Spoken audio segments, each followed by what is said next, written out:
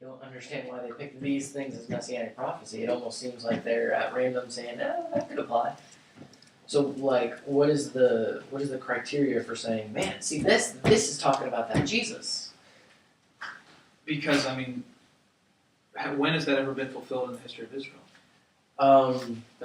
In Joshua, actually, in this case. But they weren't, though. But it didn't say everything. Here, all he says is, see now that I, even I am he, there's no God beside me. I kill, I make alive, my wound I heal, there is none that can deliver out of my hand. I lift up my hand to heaven, and swear as I live forever, I will sharpen my flashing sword, and my hand takes hold on judgment. I will take vengeance on my adversaries, and repay those who hate me. I will make my arrows drunk with blood, and my sword shall devour flesh, with the blood of the slain and the captives, from the long-haired heads of the enemy. Rejoice with him, O heavens, bow down to him, O God. So, the prophecy, if there's any... For he avenges the blood of his children and takes vengeance on his adversaries. He repays those who hate him and cleanses his people's land. Mine says and make atonement for his people, for his land and people. Mine says make atonement. Whenever I saw make atonement, I just immediately thought that whenever he was saying in Hebrews later on, where it's like, oh, the burnt offerings couldn't make atonement, that's why they had to keep doing it, and Jesus did that once for all. But also the land. Yeah, there's a textual variance as to whether it's his people's land or his land. In any case, probably the atonement that's referred to here is the, there's a word, they called it a something offering, where they would go in and literally just decimate everything, just raze the whole place. Like a vengeance kind of atonement? No, they called it some kind of particular sacrifice. They committed it to destruction. And that was a phrase that was commonly used when they were going into the promised land and killing people. And it was, the wording there is intimately related to sacrifice. When they committed them to destruction, they were sacrificing the other people, essentially. That's a good point, man. And that's the I don't know what to say. atonement that I think is referred to here. What does your version say? Because it says something a little different. He repays those who hate him and cleanses his people's land. We can move on. I'm just curious. I just wonder how it even ties into Hebrews. That was my original question: is what does Deuteronomy, the verse we're looking at in Deuteronomy, have to do with Hebrews at all? There will be a day that Philippians talks about, the same passage we talked about, of his humbling and his subsequent being exalted, that every knee is going to bow. Mm-hmm. Every knee on earth and every knee in heaven. And the prince of the power of the air has not bowed the knee to Jesus. He's still the prince of the power of the air, and he's still in rebellion. No, he's going to be brought down. I'm on board with other prophecies. I'm just that's curious. what this prophecy is talking about. Why? Not yet fulfilled have all the gods bowed down to him. All the angels bowed down to him. Okay. The angels and the gods are... It's a ruler. That's what God translates as a ruler, pretty much. Yes, but there's a few times that the gods is referred to as angels. Like and a lot of if you look at texts of ancient other religions, it seems the things that the Old Testament talks about as angels, they're parallel with what was going on with who the Romans or the Greeks or the Assyrians or the Babylonians were calling their gods. And so it's kind of implied subtly that when they're bowing down to Molech, Molech's just a dumb statue. It doesn't do anything. But if there is any power behind it, it's these rebellious angels that the Jewish scriptures are talking about. That's a really good point. And so he's like, Molech, remember what happened? Well, no, it was Dagon. Remember what happened with Dagon when the Philistines took the ark? Oh. It's a great story. Exact same thing that happened to Goliath. He fell down face first and his head came off before the ark of the Lord. And so he's like, is Dagon have any power? No, he's a dumb statue. But the power that the Philistines were deriving from him and trusted in him for was something satanic, something demonic. They were the fallen angels of what we're talking. And Deuteronomy says all the gods are going to bow down to him. And as of yet, that hasn't happened. In this case, though, and it's the last thing I'll probably say about it, it's not prophetic when it's talking about bowing down. It says, see, I'm going to atone for this land. I'm going to have vengeance on, and basically no one's going to escape me. Anybody who opposes me is done. Verse. Yeah. But rejoice with him, O heavens, bow down to him, O gods, is an admonition. Not a prophecy. But it's going to be done. Yeah, well, I agree, but not because the of this Bible text. says, look up this verse.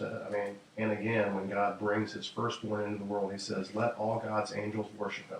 Okay, boom, that's it. And then And from that, That was We're my, connected. that's we're my connecting question. dots This is back to Deuteronomy. We're this is arguing in about whether quotes. it's, it's a messianic prophecy or not. It's like, let's Oh, not yeah, get this- bogged down by yeah, those guys. this probably isn't even like, That was my question. It's in quotes, and I'm looking for that line. It's And- referring to 43. Rejoice with him, O heavens. Bow down to him, all angels. Or bow down to him, all angels can be retranslated. Let all God's angels worship him. Or To worship, proskatos, is to bow down before. Mhm. And so it's, mine says, rejoice, O nations, with his people, for he will avenge the blood of his servants. It doesn't say anything about rejoice, O nations, with his people, for he will avenge the blood of his servants. He will take vengeance on his enemies and make his and own. that's There's the nothing Sept- about angels in there. It just that says line nations. is not in the Septuagint. It's in the Masoretic text. Yeah, Which one? the one that I mean, I think this is purely coincidental. I mean, it's sitting here talking about, okay, you thought that the angels were great. Let me tell you about Jesus. Mhm. And one of the things I'm going to tell you is let all of God's angels worship him. Okay, that sounds great. To me, it's as simple as that, and we could move on. I mean, you don't think it's quoted Deuteronomy? no, I think the fact that the like NIV paraphrasing. scholars have gone to great length to try to find every possible connection in the Bible, they thought it did. And there's a reference in my Bible back to Deuteronomy, but I don't. I heard also that Paul sometimes like in those times when people spoke, you didn't have to quote things exactly. Like they could just paraphrase stuff, and it wasn't a problem like it is nowadays. Like you could just But say, in any case, the reason why that's important is because he's not just saying, "Oh, this is Jesus is pretty great." He says, "For which of the angels did God ever say, let all God's angels worship him?" Yeah. Or again, when he brings his firstborn into the world, let all God's angels worship him. So for him to say Jesus or God said that about Jesus, first we need to find God saying that, and then we need to know he's talking about Jesus. I think. That's what the point they're trying to make. But I think let's agree to move on. Sure. I'm fine with that. I kind of see it more the way Matt's saying. I think it's a direct quote with context that matters. That he's, but I mean, it could be just that's just a quote that he himself threw in there. I think it is referencing Deuteronomy, though. But anyway, let's go, if we want to go to the next one, Psalm 45. I'm sorry. Because it says, and again, when God brings his firstborn into the world, he says, let all God's angels worship him.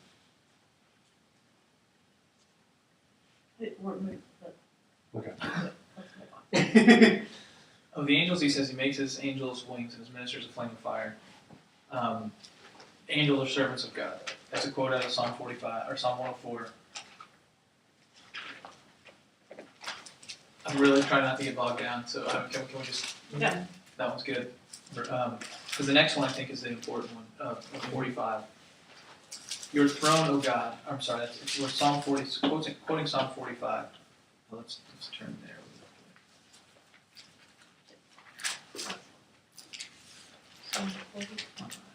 yeah. I mean, I think that was really the only when I was looking over this myself. That was the only one that I really was like I had to like double take a couple times, but I just figured.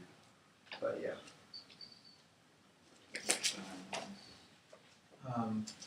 It's verse 6. Your throne, O God, is forever and ever. The scepter of your kingdom is a scepter of uprightness. You have loved righteousness and hated wickedness. Therefore, God, your God, has anointed you with the oil of gladness beyond your companions. The therefore is kind of the key, I think, there.